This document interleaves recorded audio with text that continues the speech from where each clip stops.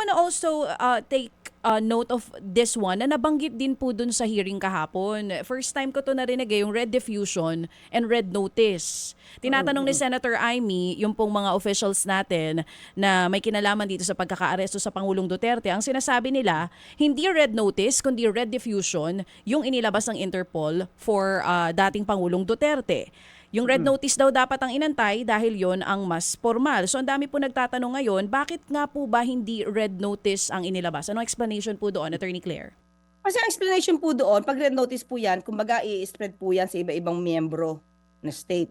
Pero ito pong diffusion kasi, patungkol sa wanted person, equivalent po yan sa red notice, pero particular po sa designated na bansa lang idadalin.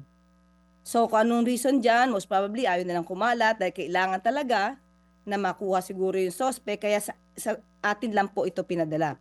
So, pero ang equivalent po niyan, kung anong obligasyon po natin sa red notice, ganoon din po ang obligasyon po natin kapag ka-diffusion po yung ating nakuha. Ipiniliwanag naman po yan eh. Hindi lang po kasi masyadong nakikinig si Senator Amy dahil meron siyang gustong ipunto. Kaya yung ina-explain nung kanyang resource person, hindi niya na nadidinig. So maliwanag po yan na kailangan din po natin kung kinakailangan pong arestuhin yan because may diffusion po, ganun pa rin po yan. So yun lang po yung difference niyan. Yung red notice is spread po yan sa mga ibang miyembro na bansa na Interpol.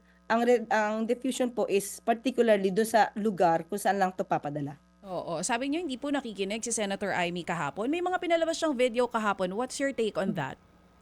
Ah, sa akin po, no, kung sana no, kung nagpalabas po siya ng mga video, sana nilahat niya na po. Medyo may kulang po yung iba eh. So kung ano po yung mga pinalabas niyang video doon at mukhang puro negatibo. Sa akin pong palagay, sa akin po ito.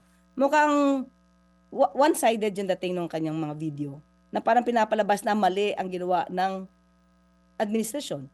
When in fact, sumusunod lang po tayo sa batas. Wala naman po tayong lalabag na batas natin dito sa Pilipinas.